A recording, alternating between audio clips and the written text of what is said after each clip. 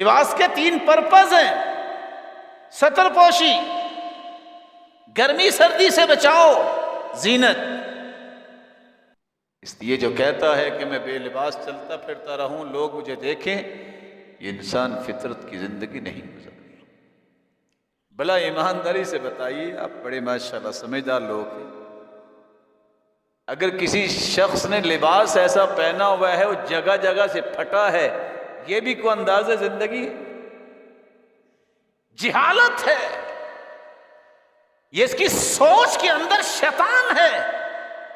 हर शख्स तो है अपना लिबास अच्छा बनाता है ना, ये भी कोई ट्रेंड है कि यहां से भी फटा है, यहां से भी फटा है, यहां से भी फटा है।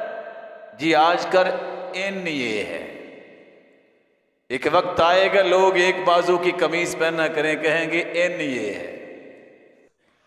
अल्लाह ना करे कि कोई ऐसा वक्त आए लोग उल्टी कमीज पहने, कहेंगे इन ये है। मोमिन ये नहीं देखता, मोमिन ये देखता मोहम्मद करीम ने कैसा पहना। अहमदुहु व नस्तईनुहु व नस्तगफिरुह व नऊज़ु बिल्लाहि मिन शुरूरि अनफुसिना व सय्यिआति अअमालिना। मन यहदिहिल्लाहु फला मुदिल्ल लहु व मन युद्लिल फला हादिय लहु। वअशहदु अन ला इलाहा इल्लल्लाह वहदहु ला शरीक लहु व अन्न मुहम्मदन अब्दुहु व रसूलुहु। या अय्युहल्लज़ीना आमनु इत्तक़ुल्लाहा हक़्क़ तुक़ातिह व ला तमूतुन्न इल्ला व अंतुम मुस्लिमून। या अय्युहन्नासु इत्तक़ू रब्बकुमुल्लज़ी ख़लक़कुम मिन नफ़्सिन वाहिदह व ख़लक़ मिन्हा ज़ौजहा व बस्स मिन्हुमा रिजालन कसीरन व निसाअ। वत्तक़ुल्लाह अल्लज़ी तसाअलून बिही वल अर्हाम इन्नल्लाह कान अलैकुम रक़ीबा। या अय्युहल्लज़ीना आमनु इत्तक़ुल्लाह व क़ूलू क़ौलन सदीदा युस्लिह लकुम अअमालकुम व यग़फिर लकुम ज़ुनूबकुम व मन युतिइल्लाह व रसूलहु फ़क़द फ़ाज़ फ़ौज़न अज़ीमा। अम्मा बअद फ़अऊज़ु बिल्लाहि मिनश शैतानिर रजीम। फ़अक़िम वजहक लिद्दीनि हनीफ़ा फ़ित्रतल्लाह अल्लती फ़तरन्नास अलैहा ला तब्दील लिख़ल्क़िल्लाहि ज़ालिकद्दीनुल क़य्यिम वलाकिन्न अक्सरन्नासि ला यअलमून। लायक़ तकरीम सामिईन मुकर्रम, अल्लाह ज़ुल जलाल हम सब के खालिक व मालिक और राज़िक़ हैं। वही फ़ातिरुस समावाति वल अर्ज़ है। फ़ातिर उसको कहते हैं जिसने सबसे पहले वो चीज़ बनाई, यानी ज़मीन व आसमान को बनाने वाला सिर्फ एक अल्लाह।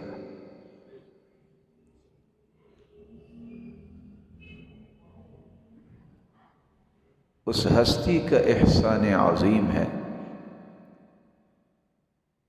कि इंसानियत को फितरत पर कायम रखने के लिए उस हस्ती ने किताबें भी उतारी اور انبیاء اور رسل کو مبعوث بھی فرمایا۔ انبیاء علیہم الصلاۃ والسلام نے اپنی اپنی قوم کو فطرت کے اصولوں کی روشنی میں تربیت دی، اور ہر وقت اس بات پہ کنٹرول رکھا کہ لوگ فطرت سے دور نہ ہو جائیں۔ قرآن مجید میں بھی اللہ ذو الجلال اسی بات کا حکم دے رہے ہیں، فَأَقِمْ وَجْهَكَ لِلدِّينِ حَنِيفًا، تم اپنے آپ کو لگاؤ دین حنیف کے لیے، جو یک رو دین، اس میں لف و دوران نہیں ہے کہ جب چاہا دائیں طرف چلے گئے، جب ضرورت پڑی تو چلو اس کے بھی بات مان لیتے۔ یک رو دین، اس میں دو رخی اللہ کو پسند نہیں ہے۔ فطرت اللہ التی فطر الناس علیہا، اللہ ذو الجلال کا قانون فطرت جو ہے، جس پہ اللہ ذو الجلال نے پوری انسانیت کو پیدا کیا ہے۔ لا تبدیل لخلق اللہ، جو اللہ ذو الجلال کی تخلیق ہے اس میں تبدیلی جائز نہیں۔ ذالک الدین القیم، یہی سیدھا دین ہے کہ فطرت کو تبدیل نہ کیا جائے۔ وَلَكِنَّ أَكْثَرَ النَّاسِ لَا يَعْلَمُونَ، لیکن اکثر لوگ تو فطرت سے بیچارے واقف ہی نہیں ہوتے، تو حفاظت کیسے کریں؟ اس لیے ضروری یہ ہے کہ جو شخص اسلام کا اور ایمان کا دعوے دار ہے، اسے سمجھنا چاہیے فطرت کس کو کہتے ہیں، اسے جاننا چاہیے کہ فطرت کے کون سی چیزیں اور کون سے اعمال ہیں ان کی حفاظت کر سکے۔ اسے پہچان ہونی چاہیے کہ کون سی چیزیں اور کون سے اعمال فطرت کو تبدیل کرتے ہیں، اس سے اسے احتراز کرنا چاہیے، بچنا چاہیے۔ تو آج کی ہماری گفتگو کا محور بھی یہی تین نکات ہوں گے کہ فطرت کس کو کہتے ہیں، اور کون سی چیزیں ہیں جو فطرت کی نشانی ہیں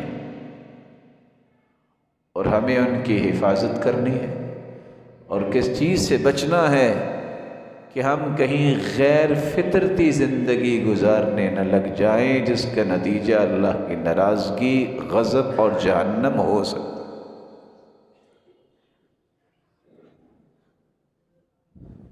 تو آئیے سب سے پہلے فطرت کسے کہتے ہیں؟ الفطرہ طبی زندگی کو، طبی حالت کو، اصلی حالت کو فطرت کا نام دیا جاتا ہے۔ اصلی حالت کیا ہے؟ رسول اللہ صلی اللہ علیہ وسلم کا فرمان ہے، صحیح الجامع کی روایت ہے 4558، اور سلسلہ صحیحہ کی روایت ہے 402، کل مولود یولد علی الفطرہ، ہر انسان کو اللہ تعالیٰ نے فطرت اسلام پہ پیدا کیا۔ فَأَبَوَاهُ يُهَوِّدَانِ، ماں باپ اس کو یہودی بناتے، او يُنَصِّرَانِ، اور ماں باپ ہی اپنے بچوں کو عیسائی بناتے، او يُمَجِّسَانِ، اور ماں باپ ہی انسان کو مجوسی بناتے۔ رسول اکرم صلی اللہ علیہ وسلم پر قرآن نازل ہوا، وَإِذَا أَخَذَ رَبُّكَ مِن بَنِي آدَمَ مِن ظُهُورِهِمْ ذُرِّيَّتَهُمْ وَأَشْهَدَهُمْ عَلَىٰ أَنفُسِهِمْ أَلَسْتُ بِرَبِّكُمْ، پوری کائنات کو پیدا کرنے سے پہلے قیامت تک جتنی انسانیت کو اللہ نے پیدا کرنا تھا ان سب کی روحوں کو اللہ نے میدان عرفات میں بکھیر دیا اور سب سے یہ وعدہ لیا، ابھی انسان پیدا نہیں کیا، الست بربکم، بتاؤ میں تمہارا رب ہوں کہ نہیں؟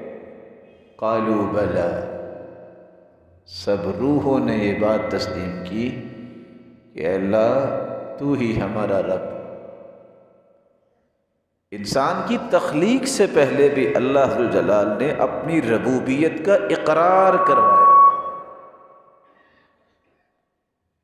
یہی چیز ہے کہ اللہ ذو الجلال نے ہر ایک کو اسلام پر پیدا کیا۔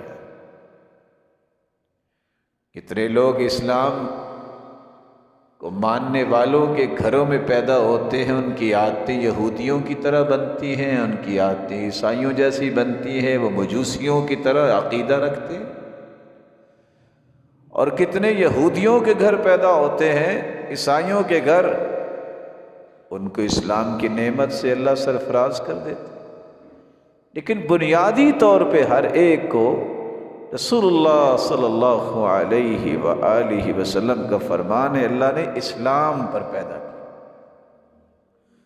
اور اسلام کا مطلب ہے اللہ کی اطاعت کرنا، اپنے آپ کو اللہ کے حوالے کرنا، اللہ کے پیغمبر کی بات کو تسلیم کرنا اور اس کی اطاعت و فرما برداری اور تابعداری کرنا، یہ اسلام کا معنی ہے۔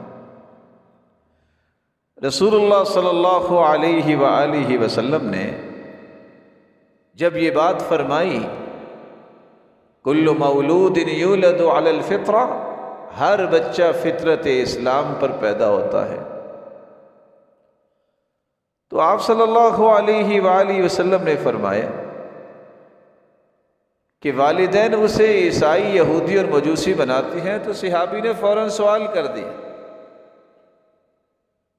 بچہ تو اسلام پہ پیدا ہوا، تو اللہ کے پیارے پیغمبر جب بڑا ہوتا ہے تو یہودی اپنا دین سکھاتے ہیں، عیسائی اپنا دین، مجوسی اپنا دین، اور کتنے مسلمان ہیں وہ بھی یہودیوں، عیسائیوں اور مجوسیوں کے رویے اپنے بچوں کو سکھانے لگ جاتے ہیں، تو وہ یہودی اور عیسائیوں اور مجوسیوں کے تابع دار بن جاتے ہیں۔ تو جو بچہ بڑا ہی نہیں ہوا، وہ بچپن میں ہی فوت ہو گیا، اس کا کیا بنے گا؟ تو آپ صلی اللہ علیہ وآلہ وسلم نے فرمایا، اللہ اعلم بما كانوا عاملین۔ سنن نبی داؤد کی روایت ہے، ان کے بارے میں بھی اللہ ہی جانتا ہے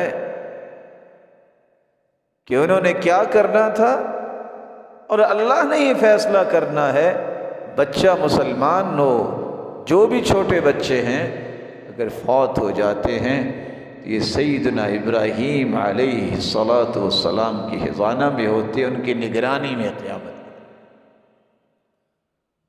رسول اللہ صلی اللہ علیہ وآلہ وسلم کے فرمان اور آیت سے یہ بات سمجھ میں آئی کہ ہمیں اللہ تعالیٰ نے اسلام پہ پیدا کیا۔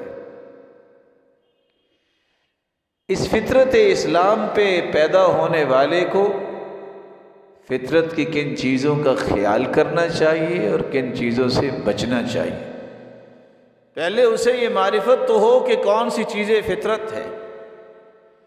امام ابن القیم رحمۃ اللہ علیہ فرماتے ہیں، الفطرۃ فطرتان، فطرت کی دو قسمیں ہیں، فطرۃ معنویہ وفطرۃ عملیہ۔ معنوی فطرت اور عملی فطرت، کیا مطلب؟ کچھ فطرت کے تقاضے انسان کی سوچ، فکر، نظریے سے تعلق رکھتے ہیں، کچھ فطرت کے پہلو انسان کے عمل سے تعلق رکھتے ہیں۔ انسان کی سوچ اور نظریہ، انسان کے تخیلات بھی فطرتی ہونے چاہیے، اور اس کے رویے اور زندگی کے اعمال اور اس کی زندگی کے زاویے بھی ترتیب پائیں تو فطرت کے مطابق ہی ترتیب پانے چاہیے۔ رسول اللہ صلی اللہ علیہ وآلہ وسلم کی مشہور حدیث ہے، آپ صلی اللہ علیہ وسلم نے فرمایا الفطرۃ خمس، فطرت کی 5 چیزیں ہیں۔ الختان، ختنہ کرنا یہ فطرت ہے۔ اس سے پتہ چلا جو لوگ ختنہ نہیں کرتے ان کی فطرتی زندگی نہیں ہے، اور یہ روایت بھی صحیح بخاری اور مسلم کی۔ والاستحداد وقص الشارب وتقلیم الاظفار ونتف الابط۔ اور دوسری روایت میں آپ صلی اللہ علیہ وآلہ وسلم نے ان الفاظ کے ساتھ صحابہ کرام کو سمجھایا کہ 10 من الفطرہ، فطرت کی 10 چیزیں ہیں، 5 کا اور اضافہ کیا۔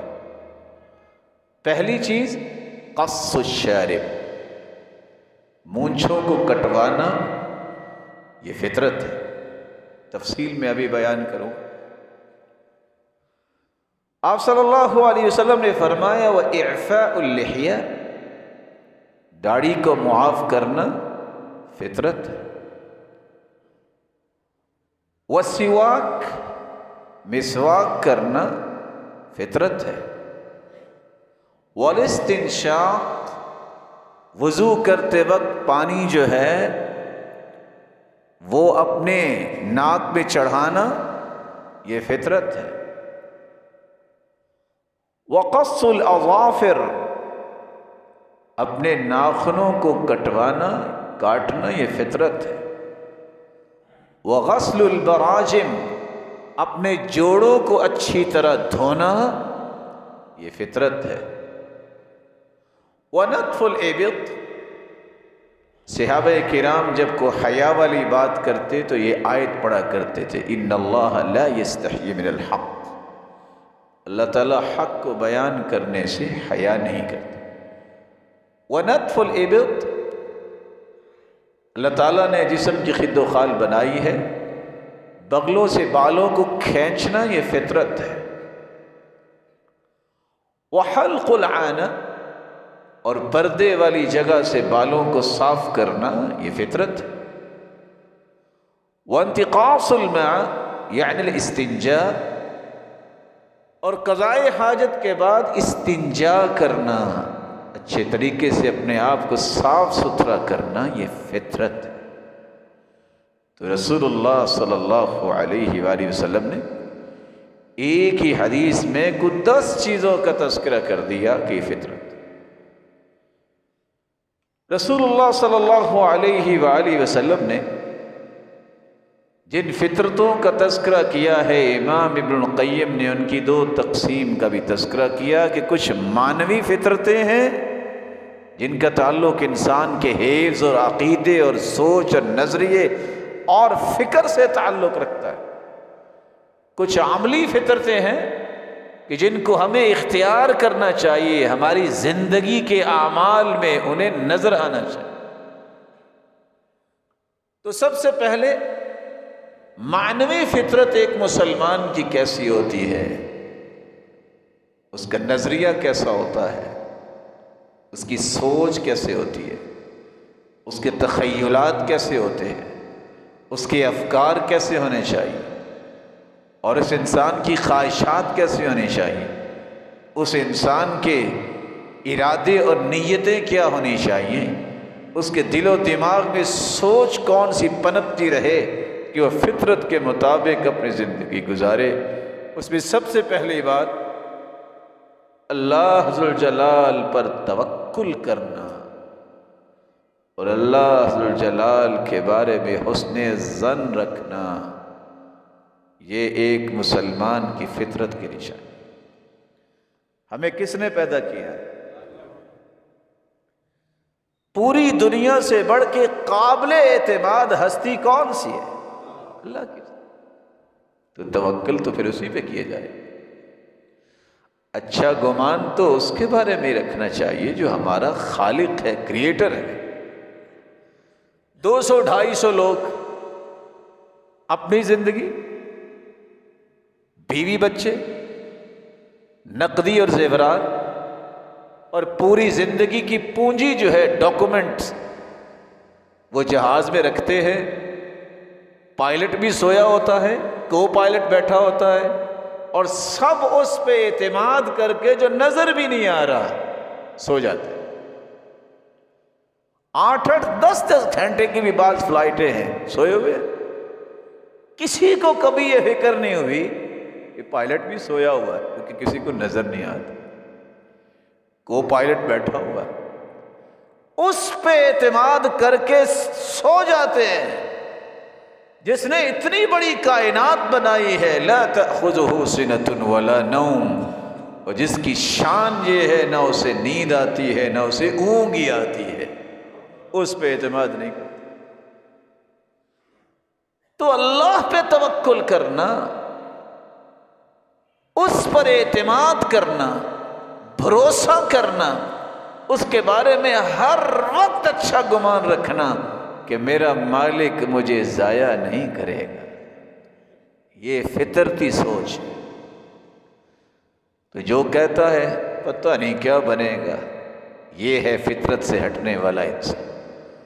بس لگتا ہے کہ بس نہ مصیبت ہی آ گئی ہے، یہ شیطان ہے اسے فطرت سے دور کر رہا ہے۔ یہ دائیں بائیں کی سوچیں شیطان کی طرف سے ہوتی ہیں۔ میرے مالک نے مجھے پیدا کیا ہے، میرا رازق بھی وہ ہے، خالق بھی وہ ہے، اور مالک بھی وہ ہے۔ میری حفاظت کرنے والا اور نگرانی کرنے والا بھی کون ہے؟ وہی۔ جب انسان اپنے ذاتی تخمینوں کی طرف آتا ہے تو توکل سے دور ہوتا ہے۔ ذاتی تخمینہ کیا تھا؟ نمرود نے یہ لگایا، آگ میں پھینکیں گے جھلس جائے گا ابراہیم علیہ السلام۔ توکل کیا تھا؟ حسبی اللہ و نعم الوکیل۔ اچھا پھر تخمینہ کام آیا کہ توکل کام آیا؟ توکل کام آیا۔ عادیوں سمودیوں کے اندازے یہ تھے، لو اتنے اتنے بڑے پہاڑوں میں ہم نے گھر بنائے ہیں، یہاں کیسے کو ہمیں مارے گا؟ اللہ نے صرف ہوا بھیجی اور ان کو ان کے پہاڑی کمروں میں مار دیا۔ اتنے ان کے قد تھے جتنا کھجور کا تنا ہوتا ہے۔ اچھا جن مومنوں کی بات تھی، مومنوں کا توکل کام آیا کہ اندازے کام آئے؟ لائن بنا کے لاٹھیاں لے کے کھڑے ہیں اللہ کے رسول صلی اللہ علیہ وسلم کے دروازے کے باہر، لو نکلتے ہیں تو آج کام تمام ہو جائے گا، اندازہ تھا۔ لیکن وہ کس کی حفاظت میں تھے؟ اللہ کے رسول صلی اللہ علیہ وسلم گھر سے نکلے ہیں، آپ نے مٹی پھینکی ہے، شاہت الوجوہ، بم تو نہیں نہ پھینکا، مٹی پھینکی۔ کس پہ توکل کرتے ہوئے؟ پاس سے گزر گئے ہیں، سارے اندھے ہو گئے، توکل کام آیا کہ اندازے؟ توکل۔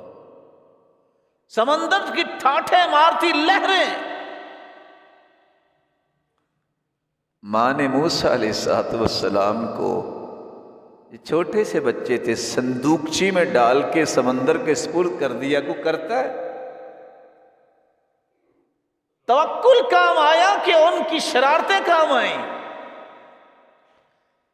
اللہ نے کیسا نظام بنایا، وہ دودھ ہی نہیں پیتے کسی۔ بہن دیکھ رہی تھی، کہا میں بھی آپ کو ایک دائی کا بتاؤں؟ کہا آپ بھی بتا دو۔ تو وہ بھی دائی کو لے آئی اپنی ماں کو ہی، جب دودھ پلانا شروع کیا تو موسیٰ علیہ السلام نے پینا شروع کر دیا۔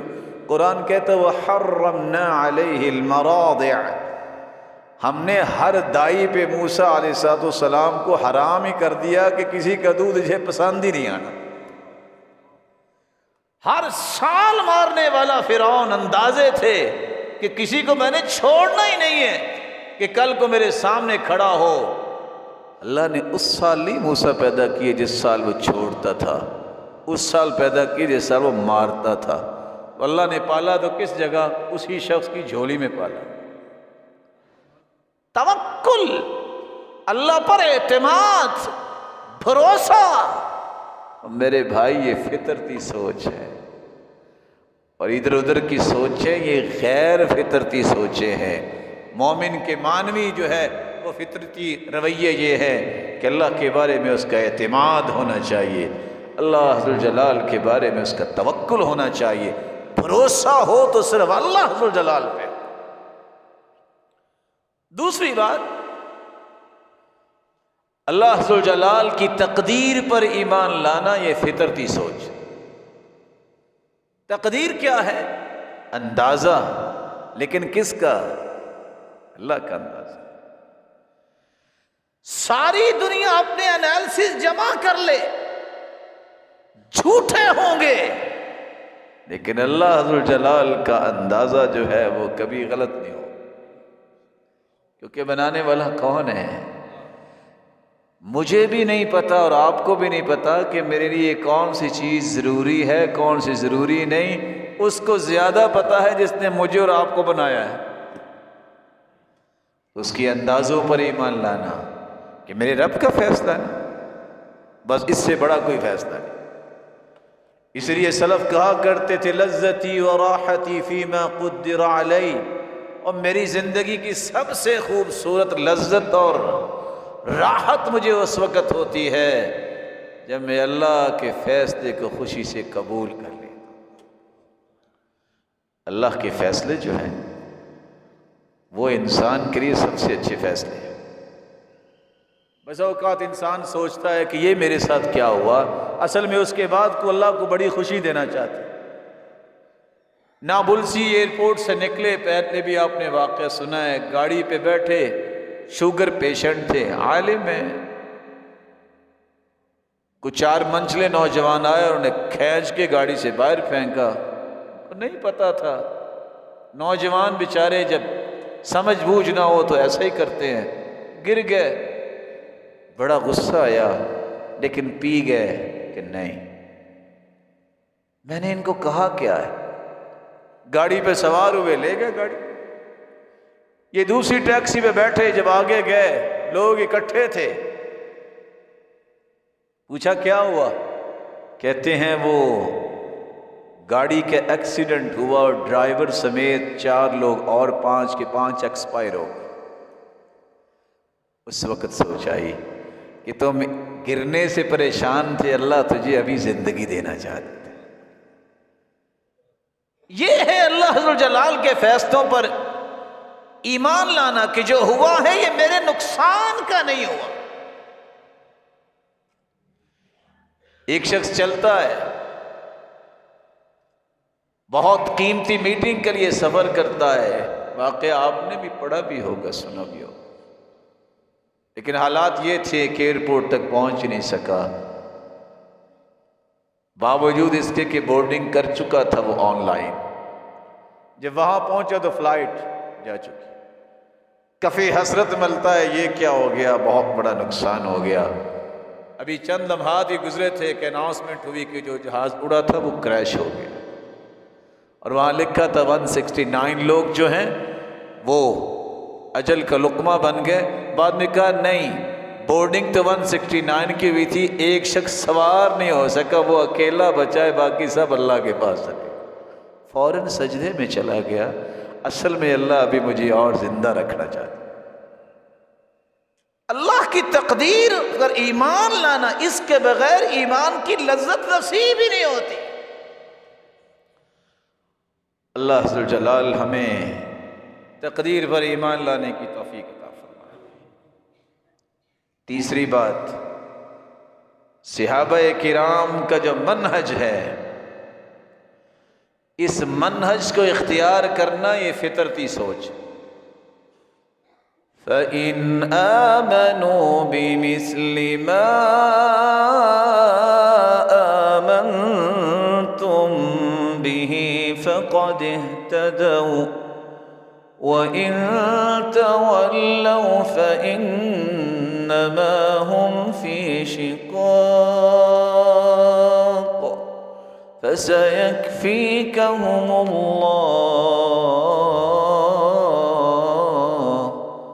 وَهُوَ السَّمِيعُ الْعَلِيمُ۔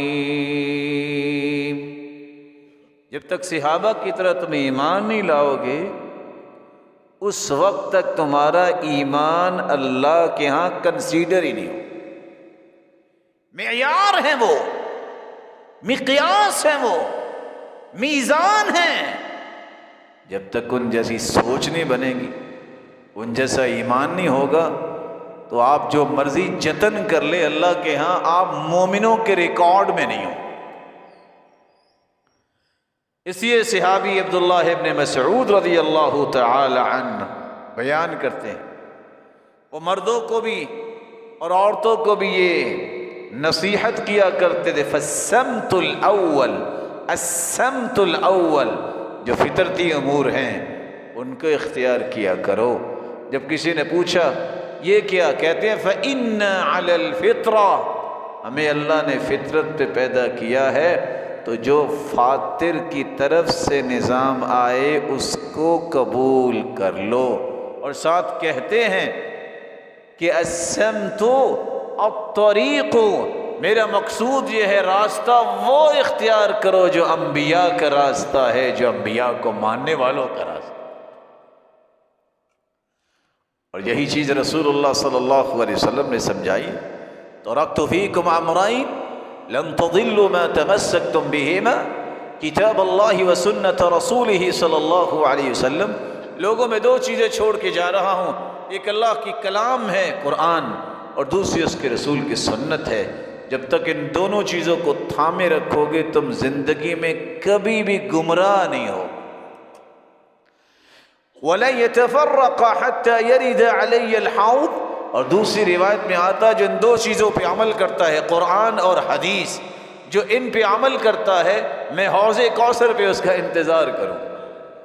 یہ اکٹھے وہاں بھی آئے. صحابہ کرام کے جب اللہ کے رسول نے فرمایا کہ 71 فرقے تھے عیسائیوں کے، یہودیوں کے، 70 جہنم میں جائیں گے، صرف ایک فرقہ جنت میں جائے گا جنہوں نے موسیٰ علیہ السلام کو مانا اور ساتھ ہی موسیٰ علیہ السلام کے اوپر نازل ہونے والی تورات کو مانا. پھر اس کے بعد عیسائی آئے، عیسائیوں کے 72 فرقے تھے، 71 جہنم میں جائیں گے، ایک جنت میں جائے گا جنہوں نے انجیل کو بھی مانا اور سیدنا عیسیٰ علیہ السلام کو بھی اللہ کا پیغمبر مانا، وہ جنت میں جائیں گے. وَسَتَفْتَرِقُ أُمَّتِي عَلَى 73 فِرْقَةٍ كُلُّهَا فِي النَّارِ. میرے صحابہ میری امت کے 73 فرقے ہوں گے، 72 جہنم میں جائیں گے، ایک جنت میں جائے. پوچھا من ہم یا رسول اللہ کے رسول وہ کون ہوں گے؟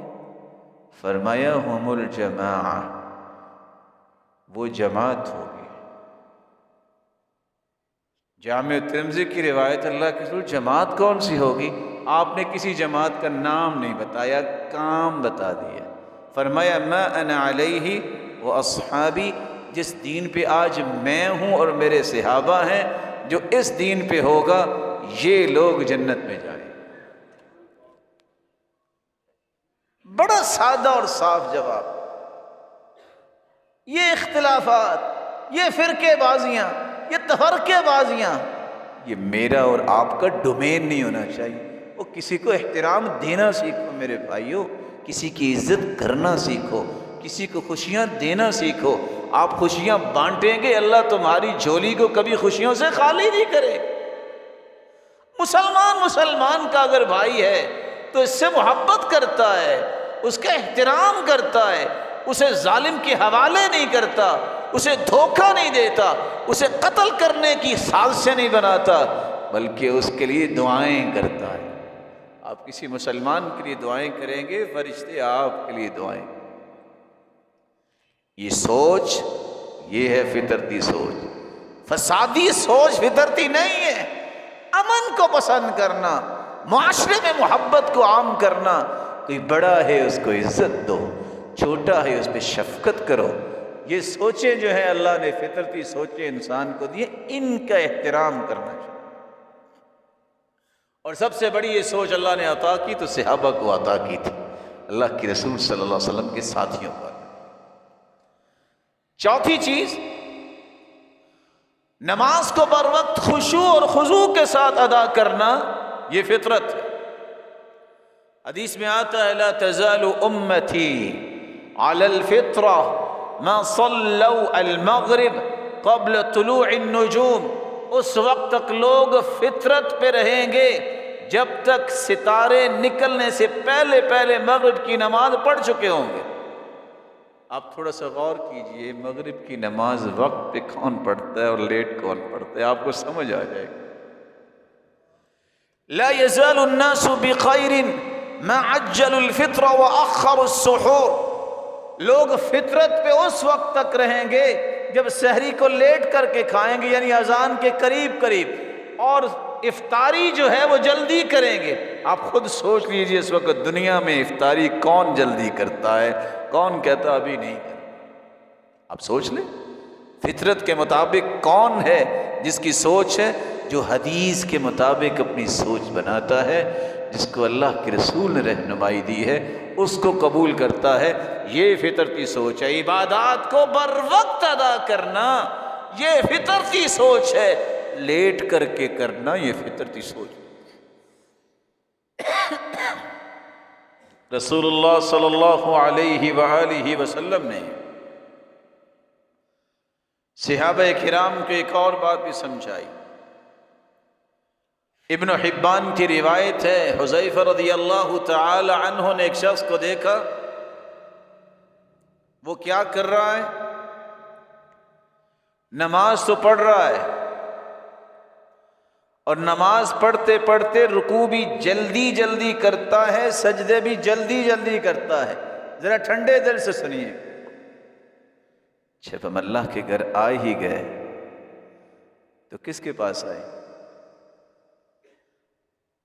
اس کو اپنا محبوب ہم مانتے ہیں کہ نہیں مانتے؟ کبھی دنیاوی محبوب سے بھی کوئی جھٹکے سے مل کے جاتا ہے؟ اے اللہ سے ملتے جلتے رہا کرو، واقفیت بنے گی، پھر جب وہ آواز دے گے نا پکا پکا بلانے پہ آپ کو خوف نہیں آئے گا۔ اس لیے نیک لوگ کہتے ہیں ملتے جلتے رہا کرو، اور دل لگا کے اس سے باتیں کر لو، واقفیت جتنی بڑھے گی جب وہ بلائے گا اتنا ہی خوف نہیں، محبت پیدا ہوگی، جلدی جائیں، ملتے جلتے رہا۔ جلدی جلدی رکوع کرنے والا اور سجدے کرنے والا سیدنا حذیفہ رضی اللہ تعالی عنہ اس سے پوچھتے ہیں کب سے ایسے نماز پڑھ رہے ہو؟ اس نے جواب دیا 40 سال سے۔ کتنے سال؟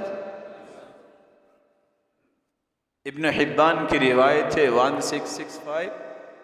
جواب سنیے گا جو حذیفہ رضی اللہ تعالی عنہ نے اس بندے کو جواب دیا، کہا ما صلیت منذ 40 سنہ، 40 سال سے تم نے نماز پڑھی نہیں۔ بھئی پڑھی تو ہے، رکوع جلدی کیے اور سجدے جلدی کیے، ساتھ یہ کہا وَلَوْ مُتَّ عَلَى غَيْرِ الْفِطْرَةِ الَّتِي فَطَرَ اللَّهُ عَلَيْهَا، اگر اسی حالت میں تمہیں موت آ جاتی تو یہ فطرت کی موت نہیں ہونی تھی، یہ غیر فطرتی موت۔ صحیح الجامع کی روایت ہے ان الرجل لیصلی 60 سنہ، ایک بندہ 60 سال نماز پڑھتا۔ کتنے سال؟ اس کی عمر کتنی ہوگی؟ 70 سال ہوگی۔ وما تقبل له صلاۃ، لیکن قیامت کا دن ہوگا ایک بھی نماز قبول نہیں ہوگی۔ اچھا کیا ہوا؟ وضو نہیں کیا اس نے؟ نہیں، وضو تو کیا، کیونکہ وضو نہ کرے تو نماز نہیں ہوتی۔ اچھا اس نے سورۃ الفاتحہ نہیں پڑھی؟ نہیں، سورۃ الفاتحہ بھی پڑھتا ہے۔ بلا شبہ سورۃ الفاتحہ نہ پڑھی جائے، لا صلاۃ لمن لم یقرأ بفاتحۃ الکتاب، جو سورۃ الفاتحہ نہیں پڑھتا اس کی نماز نہیں ہوتی۔ اچھا تو پھر کیا ہوا؟ یہ 60 سال پڑھتا ہے، نماز ایک بھی قبول نہیں ہے، سبب کیا ہے؟ لعلہ یتم الرکوع ولا یتم السجود ویتم السجود ولا یتم الرکوع، شاید اس نے رکوع مکمل کیا، سجدہ صحیح نہیں کیا، وہ مکمل نہیں کیا۔ اگر سجدہ مکمل کیا ہے تو رکوع مکمل نہیں کیا، جس کی بنیاد پہ 60 سالہ عبادت ضائع ہو۔ میرے بھائی، جب اللہ کے گھر میں آئے گئے ہو تو 2-4 منٹ اگر زیادہ لگ جائیں گے تو کیا ہوگا؟ یہی تو میرا پروفٹ ہے، اور میری یہی تو کامیابی ہے کہ میں اپنے محبوب کے پاس زیادہ دیر رکوں، میں لذت محسوس کروں کہ میں اللہ کے سامنے کھڑا ہوں۔ وہ ابن حبیرہ کیا نقل کرتے ہیں؟ عبداللہ بن مبارک، آئیے جن کو لذت آتی ہے، مغرب کی نماز پڑھی، سنتے پڑھی ذکر کے بعد، اور سجدے میں چلے گئے۔ راوی کہتے ہیں ہم نے کہا ابھی سر اٹھاتے ہیں، ابھی سر اٹھاتے ہیں، جب تک عشاء کی اذان نہیں ہوئی وہ سجدے میں ہی پڑے۔ یہ لوگ ہیں جن کو اللہ نے لذت عطا کی تھی اپنی عبادت کی، ان کو لذت اتنی آتی تھی دنیا و ما فیہا کو بھول جاتے جب وہ اللہ کے سامنے کھڑے ہوتے۔ تو نماز، عبادات، ان کو خشوع اور خضوع کے ساتھ، توجہ کے ساتھ جب انسان کرتا ہے تو یہ فطرتی سوچ ہے۔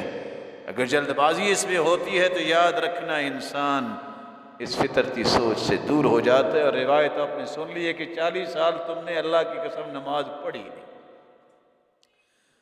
5ویں سوچ، اللہ کا ذکر کرنا، اپنے آپ کو پاک صاف رکھنا، باوضو کر کے سونا، اس سے بھی انسان فطرت کے دائرے میں چلا جاتا ہے۔ حدیث میں آتا ہے جو انسان رات کو سوتا ہے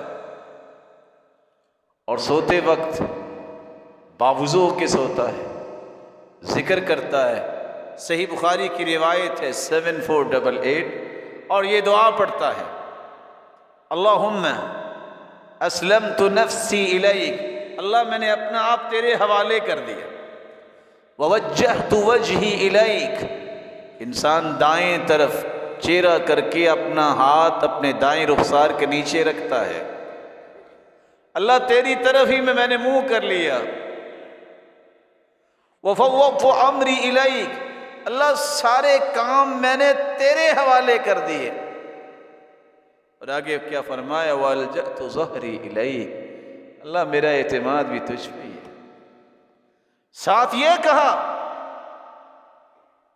رغبتاً ورہبتاً الیک، اللہ تجھ سے ڈر بھی آتا ہے لیکن امید بھی تو تجھی سے ہی ہے۔ لا ملجا ولا منجا منک الا الیک، اللہ میرا تو نجات دہندہ کو ہے ہی نہیں، مجھے نجات دینے والا تیرے سوا کوئی نہیں ہے، اور میرے لیے تیرے سوا کو ملجا و ماوا بھی نہیں ہے۔ اتنے الفاظ کہہ دیتا ہے رسول اللہ صلی اللہ علیہ وسلم نے فرمایا، پھر یہ کہتا ہے آمنت بکتابک الذی انزلت، اللہ میں ایمان لایا اس کتاب پر جو تو نے نازل کی یعنی قرآن پر، وبنبیک الذی ارسلت، اور تیرے نبی پر بھی میں ایمان لایا جسے تو نے رسول بنایا۔ اگر صبح تک راتوں رات فوت ہو جائے تو یہ فطرت کی موت فوت ہوگا۔ اپنے آپ کو باوضو رکھنے کی عادت بنائیے، صبح و شام کے اذکار کی پابندی کیجیے، میرے بھائیوں اس رب کو یاد کرنے کا وقت نکالیے۔ دنیا میں جس سے محبت زیادہ ہو نا اس کا نام زبان پہ بار بار آتا ہے، حتیٰ کہ ایک ماں باپ کے 10 بیٹے بیٹیاں ہوں، جس سے زیادہ محبت ہوتی ہے اس کا نام کثرت سے زبان پہ آتا ہے۔ کسی بندے کو دیکھنا ہونا کہ اللہ والا ہے کہ دنیا والا ہے، آپ 1 گھنٹہ اس کے پاس بیٹھ کے دیکھیں اور گن کے دیکھیں کہ 1 گھنٹے میں دنیا کس نے کتنی باتیں کی ہیں اور اللہ کی کتنی کی، آپ کو سمجھ آ جائے گی۔ جن کی اللہ سے محبت ہوتی ہے سچی، اس کی زبان پہ تذکرے بھی اللہ ذوالجلال کے ہوتے ہیں، اللہ کے رسول کے ہوتے ہیں، اس کے دین کے ہوتے ہیں، وہ اپنے دنیاوی معاملات میں بھی اللہ ذوالجلال کی سرپرستی اور اللہ کے رسول کے فرامین کی سرپرستی اور صحابہ اکرام کے منہج کی چھاپ رکھتا ہے۔ اس لیے اس کا اٹھنا بیٹھنا سونا دکان پہ بیٹھنا چونکہ اب اللہ کے حوالے اس نے اپنے آپ کو کر دیا، یہ سارا اللہ دین ہی بنا دیتے۔ چھٹی بات جو انسان کی مانوی فطرت کی سلامتی کے لیے ضروری ہے، نکاح کرنا۔ کچھ لوگ بڑے پارسا بنتے ہیں، میں نے نکاح نہیں کرنا۔ رسول اللہ صلی اللہ علیہ وسلم نے فرمایا، یہ صحیح بخاری کی روایت ہے 5063، آپ نے فرمایا ان من سنتی النکاح، نکاح کرنا میری سنت، فمن رغب عن سنتی فلیس منی، جس نے میری سنت سے اعراض کیا اس کا میرے ساتھ کوئی تعلق نہیں۔ صحابہ آئے پوچھنے کے لیے کہ آپ عبادت کیسے کرتے ہیں، جب انہیں بتایا گیا کہ عبادت تو اللہ کے رسول بہت کرتے ہیں، تو ایک کہنے لگے بس میں نے شادی نہیں کرنی، دوسرے نے کہا بس میں نے ساری رات تہجد پڑھنی ہے، ناغہ نہیں کرنی، تیسرے نے کہا میں ساری زندگی روزے رکھنے ہیں۔ اللہ کے رسول غصے میں آئے جب پتہ چلا، فرمایا میں روزہ رکھتا بھی ہوں، میں افطار بھی کرتا ہوں، میں رات سوتا بھی ہوں، تہجد بھی پڑھتا ہوں، میں نے شادیاں بھی کی ہیں، تم یہ کہاں سے لے کے آئے ہو سوچ؟ فطرت کے مطابق سوچ وہ ہے جو محمد مصطفیٰ نے پیش کی۔ تشدد کی سوچ جو ہے یہ فطرتی سوچ نہیں ہو سکتی، وہ تشدد دین میں ہی کیوں نہ آپ کریں، اللہ نے اس کو پسند نہیں کیا، اس کے رسول نے اس کو پسند نہیں کیا۔ آپ میانہ روی کی سوچ، اعتدال کی سوچ، اتزان کی سوچ، وسطیت کی سوچ جو ہے، یہ سوچ اللہ تعالیٰ کی پسند ہے۔ تشدد نہیں کرنا چاہیے، نہ اتنے ڈھیلے ہو جاؤ کہ پرواہ نہ ہو دین کی، نہ اتنے سخت ہو جاؤ کہ تمہارے اخلاق اور رویے سے لوگ دور ہو جائیں۔ اپنے آپ کو میانہ رو رکھے کہ آپ کی نرمی، آپ کے اخلاق سے لوگ آپ کے قریب ہوں، کسی کو احترام اور عزت دینا سیکھیں گے، یہ سوچیں آپ کی ٹھیک ہو۔ رسول اللہ صلی اللہ علیہ وآلہ وسلم نے یہ بھی فرمایا کہ ساتویں جو سوچ ہے انسان کی مانوی فطرت کی، جب انسان کے اندر حیا ہوتا ہے، اس کا معنی یہ ہے کہ فطرتی زندگی گزارنا۔ الحیاء والایمان قرنا جمیعا، حیا اور ایمان اکٹھے ہی آئے ہیں۔ اذا رفع احدهما رفع الاخر، حیا نہ رہے تو ایمان نہیں رہتا، ایمان نہ رہے تو حیا نہیں رہتا۔ آٹھویں چیز، لباس یواری سوآتکم وریشا، اللہ نے تمہیں لباس کی نعمت سے نوازا ہے۔ جو بے لباس رہنا چاہتا ہے وہ فطرتی انسان بھی۔ لباس کے تین پرپز ہیں، ستر پوشی، گرمی سردی سے بچاؤ، زینت۔ اس لیے جو کہتا ہے کہ میں بے لباس چلتا پھرتا رہوں لوگ مجھے دیکھیں، یہ انسان فطرت کی زندگی نہیں گزار۔ جو شخص چاہتا ہے، بلا ایمانداری سے بتائیے، آپ بڑے ماشاءاللہ سمجھدار لوگ ہیں، اگر کسی شخص نے لباس ایسا پہنا ہوا ہے وہ جگہ جگہ سے پھٹا ہے، یہ بھی کوئی انداز زندگی ہے؟ جہالت ہے یہ، اس کی سوچ کے اندر شیطان ہے۔ ہر شخص تو ہے اپنا لباس اچھا بناتا ہے نا، یہ بھی کوئی ٹرینڈ ہے کہ یہاں سے بھی پھٹا ہے، یہاں سے بھی پھٹا ہے، یہاں سے بھی پھٹا ہے۔ جی آج کل ان یہ ہے، ایک وقت آئے گا لوگ ایک بازو کی قمیض پہنا کریں، کہیں گے ان یہ ہے۔ اللہ نہ کرے کہ کوئی ایسا وقت آئے لوگ الٹی قمیض پہنے کہیں گے ان یہ ہے۔ مومن یہ نہیں دیکھتا، مومن یہ دیکھتا محمد کریم نے کیسا پہنا، وہ ان شن کو نہیں دیکھتا کہ آج کل کیا لوگ پسند کرتے ہیں۔ اللہ کے رسول نے زرد رنگ کا لباس دیکھا تھا، عبداللہ ابن عمر کہتے ہیں، فرمایا لا تلبسها فإنها من لباس الكفار، یہ کافروں کا لباس ہے، مت پہنو۔ کہ اللہ کے رسول رنگ اتار دوں دھو کے؟ فرمایا بل احرقهما، رنگ اتارنے کی ضرورت نہیں، ان کو جلا دو۔ مسلمان کیسا ہے؟ اس کے اندر غیرت ہی نہیں ہے کہ اللہ کے رسول نے کیا کہا۔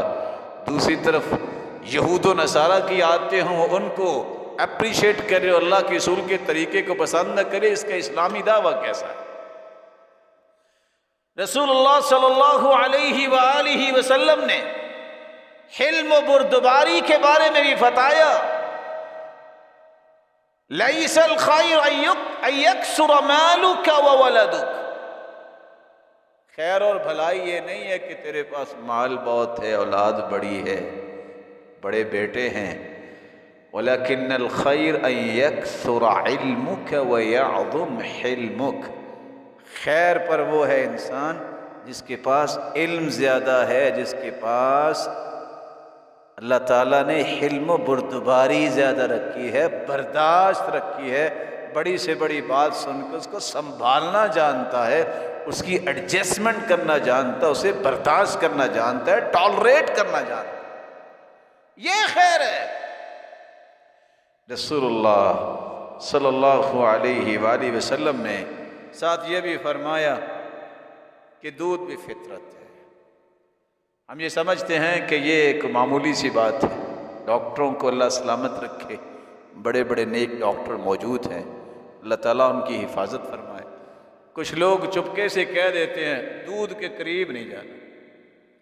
اللہ کے رسول نے مکہ سے شام تک، شام سے 7ویں آسمان تک سفر کیا ہے، کوئی چیز کھائی پی نہیں لیکن دودھ پیا ہے، اور دونوں مرتبہ جو ہے جبریل ان کے سامنے دودھ بھی لائے ہیں، شراب بھی لائے ہیں، اور ایک روایت میں آتا ہے کہ شہد بھی لائے ہیں، آپ نے دودھ پکڑا ہے۔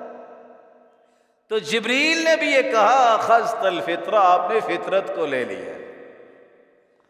وَلَوْ أَخَذْتَ الْخَمْرَ لَغَوَتْ أُمَّتُكَ، اگر آپ شراب کو لے لیتے تو آپ کی پوری امت گمراہ ہو جاتی۔ بھی شراب تو نعوذ باللہ اللہ کے رسول کے بارے میں بات ہو رہی ہے، تو امت کیسے گمراہ ہوتی؟ کیونکہ بڑے کی غلطی پوری قوم کی غلطی ہوتی۔ تو آج فطرت سے منع کر دیتے۔ میں بھی آپ سے کہوں گا، ہر طبیعت اپنی اپنی ہوتی ہے، احتیاط کرنے میں حرج کو نہیں، لیکن دودھ سے بڑھ کے دنیا میں نعمت کوئی نہیں۔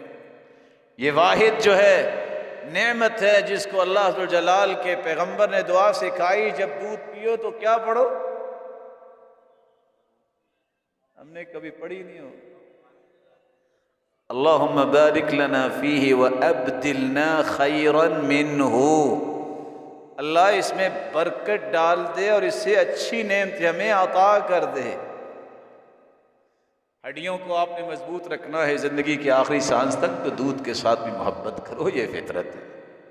اس لیے فرمایا جب 3 چیزیں دی جائے نا تو واپس نہ کیا۔ ثلاث لا ترد، جب کوئی 3 چیزیں تحفے کے طور پہ دیتا ہے تو واپس نہ کرو۔ کون کون سی 3 چیزیں؟ الطیب والسواک والوسائد واللبن، خوشبو پیش کرے تو واپس نہ کرو۔ جب کوئی تکیہ کشن پیش کرے کہ ٹیک لگا لو، واپس نہ کیا۔ جب کوئی دودھ پیش کرے تو واپس نہ کیا۔ اور دوسری روایت میں آتا ہے من عرض علیہ ریحانہ فلا یردها، کوئی اگر پھول پیش کرتا ہے تو واپس نہ کرو، خفیف المحمل، اٹھانے میں بھی ہلکا اور خوشبودار ہے۔ شرط یہ ہے، میں شرط کیوں لگانے لگا ہوں، کہیں غلط لوگ اس کا معنی غلط نہ لے گے کہ وہ پھول ویلنٹائن ڈے کا نہ ہو۔ مومن کو خوشی کی بات ہو رہی، تو آپ نے دودھ کو بھی فطرت بیان کیا۔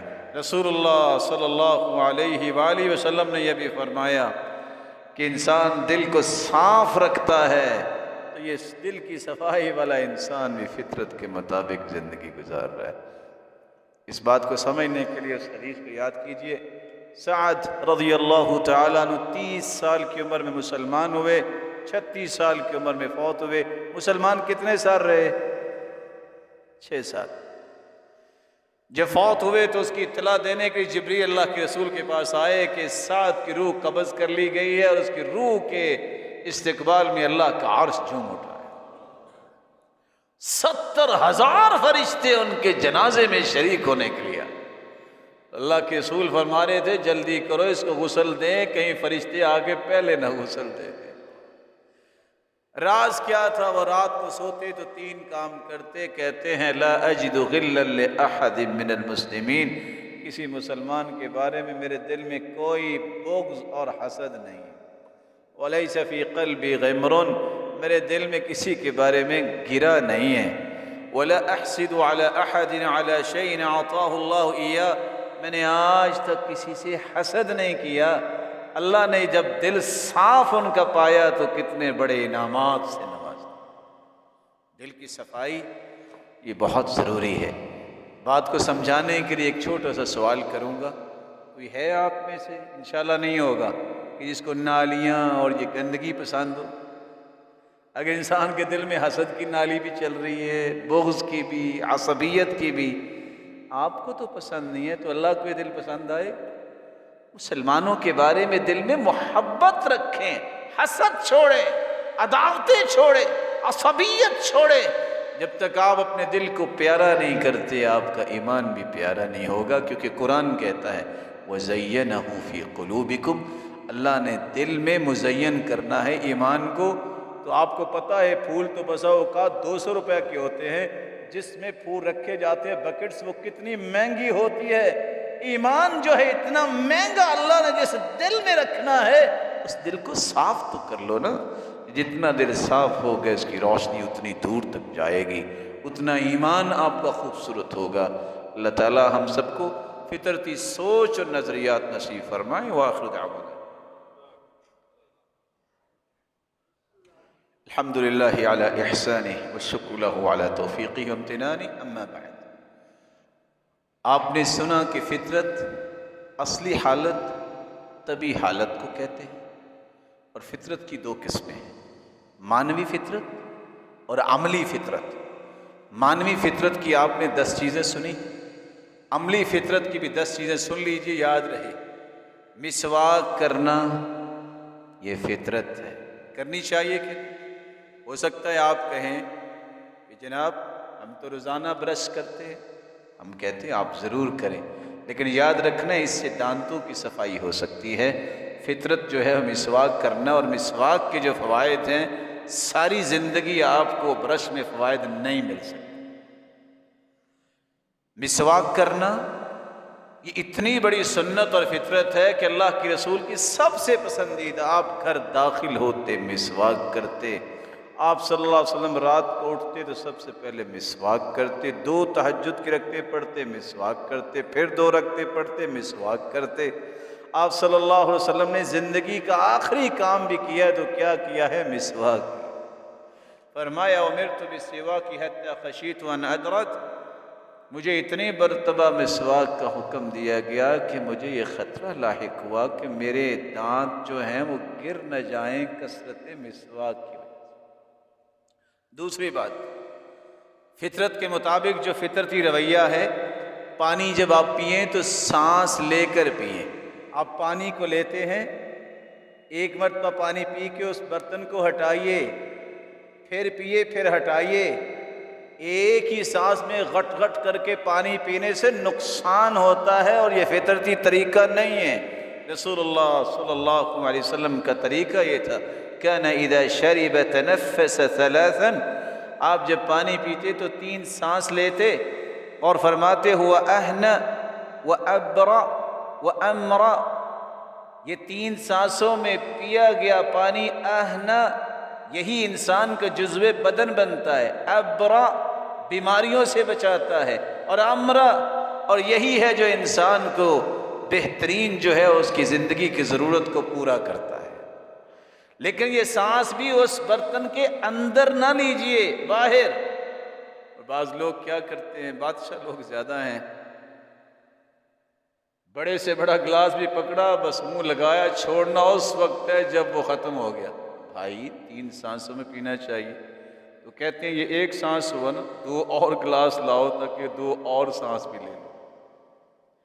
اب ان کو کیا سمجھائیں، ہم بتا ہی سکتے ہیں، احترام تو نہیں چھوڑ سکتے، اخلاق تو خراب نہیں کر سکتے، ہم تو اللہ کے رسول کا طریقہ بتا سکتے۔ رسول اکرم صلی اللہ علیہ وسلم نے فرمایا کلی، یہ کلی کرنا بھی فطرت ہے۔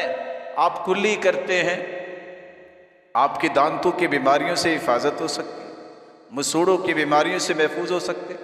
کلی کرنے سے آپ کے چہرے کی رونق اور بشاشت باقی رہے گی، آپ کے چہرے کی تمام وین کی جو خون کی سرکولیشن ہے وہ بالکل ریکارڈ پہ رہے گی۔ کلی کرنا سنت ہے۔ رسول اللہ صلی اللہ علیہ وآلہ وسلم نے حکم دیا علیک بالمضمضہ، بار بار کلی کیا کرو۔ اور آپ صلی اللہ علیہ وسلم نے کیوں حکم دیا؟ تر و تازہ انسان رہتا ہے، پاکیزگی اللہ کے رسول کو بھی بہت پسند ہے اور اللہ کو بھی بہت پسند ہے۔ اور اس لیے حدیث کے الفاظ ہے کیا یشتد ان یوجد منہ الریح، اللہ کے رسول کو سخت ناپسند تھی یہ بات کہ کوئی بیڈ سمیل کسی کو آئے۔ آپ صلی اللہ علیہ وسلم نے حکم دیا طیبوا افواہکم، اپنے منہوں کو پاک صاف رکھا کرو، فإنہا طرق القرآن، یہ قرآن کے راستے ہیں۔ جب بندہ مسواک کرتا ہے، نماز کے لیے کھڑا ہوتا ہے، قرآن شروع کرتا ہے، فرشتے آ کے اپنے ہونٹ اس انسان کے ہونٹ پہ رکھ دیتے ہیں، جو قرآن پڑھتا ہے وہ فرشتوں کی خوراک بن جاتی ہے۔ جو نہیں مسواک کرتا، فرشتے آتے ہیں، چکر لگاتے ہیں اور پیچھے رہتے، اس کے قریب نہیں آتے۔ تو مسواک کرنا اور کلی کرنا یہ بھی فطرت ہے۔ ناک میں پانی چڑھانا، ابھی آپ نے حدیث سنی، رسول اللہ صلی اللہ علیہ وسلم نے فرمایا یہ بھی سنت ہے اور فطرت ہے۔ ہاں الا ان تکون صائما، اگر آپ روزے دار ہیں تو پھر اتنا مبالغہ نہ کرو کہ کہیں حلق سے نیچے نہ اتر جائے۔ وبالغ فی الاستنشاق، شاید کہ آج وضو کرتے وقت ہمیں خیال ہی رہتا، ہم پانی صرف نوز کے قریب لے کے جاتے ہیں، اس کو چڑھاتے نہیں ہیں، اس سے وضو مکمل نہیں ہوتا، کیونکہ یہ حکم ہے کہ تم ایسا کرو۔ جب حکم آ جائے تو یہ اللہ کے رسول کا حکم وجوب کے درجے میں ہوتا ہے، یہ کرنا چاہیے۔ رسول اللہ صلی اللہ علیہ وسلم کی صرف اس حدیث پہ آج کافر تحقیق کر رہے ہیں کہ یہ ناک میں پانی چڑھانے سے طبی فوائد کیا ہوتے ہیں۔ انسان کی دماغ کی جتنی نسیں جو ہیں وہ تر و تازہ بھی ہوتی ہیں، اور جتنا ان کو پمپ چاہیے ہوتا وہ اتنا ان کو ملتا ہے، اور پورا ریگولیٹری جو اس کی ٹھیک ہو جاتی ہے کہ دماغ کے اور انسانی جسم کے جو اعضاء ہیں ان کا ربط جو ہے وہ مضبوط ہو جاتا ہے۔ رسول اکرم صلی اللہ علیہ وسلم نے فرمایا پھر اس ناک کو جھاڑنا ہے۔ آپ نے کبھی اس کو بھی بہت چھوٹا سمجھا ہوگا، کتنے لوگ دائیں ہاتھ سے ہی نوز صاف کر رہے ہوتے ہیں، نہیں میرے بھائی، بائیں ہاتھ سے۔ اور آپ نے اگر کرم اللہ وجوہکم، اللہ آپ سب کو عزت دے، اگر آپ نے اپنے ناک کو صاف بھی کرنا ہے تو کیسے؟ بائیں ہاتھ کی اس چھوٹی انگلی سے، جس کو چھنگلی کہتے ہیں۔ یہ آداب ہیں، یہ اسلام نے آداب سکھائے، اس سے انسان کی عزت بڑھتی ہے کہ کتنا اس کو اللہ تعالیٰ نے ادب اور علم دیا ہے، کہ زندگی کا صحیح طریقہ سکھایا۔ آپ صلی اللہ علیہ وسلم نے فرمایا خوشبو لگانا بھی سنت ہے، فطرت ہے، اس کا بھی اہتمام کرنا چاہیے۔ سرما لگانا بھی آپ صلی اللہ علیہ وسلم کی سنت ہے، اور یہ فطرت بھی ہے۔ آپ صلی اللہ علیہ وسلم سرما لگایا کرتے، دائیں آنکھ سے شروع کرتے، پھر بائیں، پھر دائیں، پھر بائیں، اور دائیں پہ آ کے ختم کر دیتے۔ اور دوسری روایت یہ بھی ہے کہ 3 سلائیاں ڈالتے۔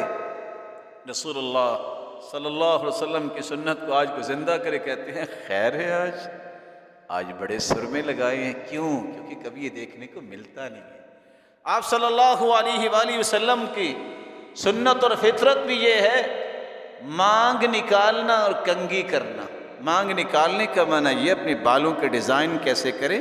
صدعت من یافوق وارسل ناصیتہ بین عینی، اللہ کے رسول کا طریقہ یہ تھا کہ آدھے بال دائیں طرف، آدھے بال بائیں طرف۔ سیدہ عائشہ فرماتی ہے جب میں آپ کے بالوں کی کنگھی کرتی تو میں آپ کی ناک کی سیدھ سے کنگھی داخل کرتی تو آدھے بالوں کو دائیں طرف اور آدھے بالوں کو بائیں طرف کر دیتی۔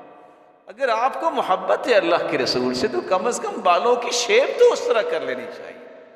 رسول اللہ صلی اللہ علیہ وآلہ وسلم نے فرمایا کہ سفید بال جو ہیں یہ بھی فطرت ہے، ان کو اکھاڑیے نہیں، ان کو رنگ کر سکتے۔ جب سیدنا ابراہیم علیہ السلام ان کے سفید بال یہاں مانگ میں آئے تو پوچھا یا ربی ما ھذا، اللہ یہ کیا؟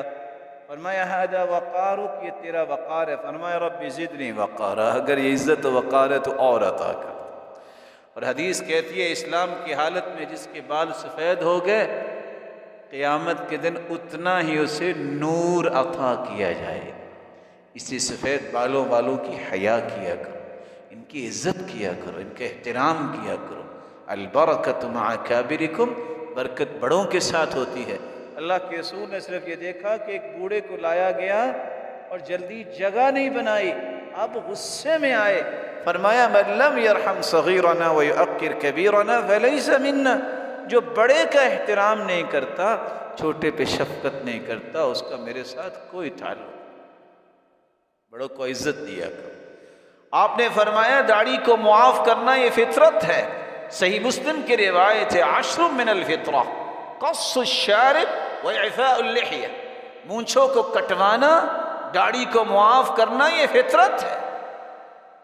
اب آپ خود سوچ سکتے ہیں کہ آج دنیا میں فطرت کے مطابق کون ہے اور کون ہے جو بیچارہ مسلمان بھول گیا۔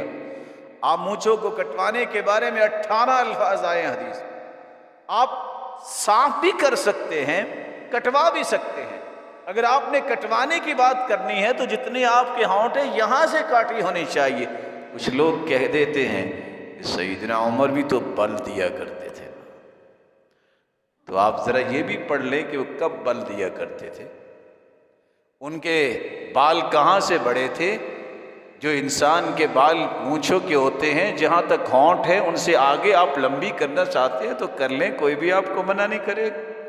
حتی یبدو طرف الشفا، یہ ہونٹ کا حصہ نظر آنا چاہیے۔ جیسا کہ امام نووی جو صحیح مسلم کی شرح لکھنے والے ان 18 کے 18 الفاظ کو جمع کرتے ہیں۔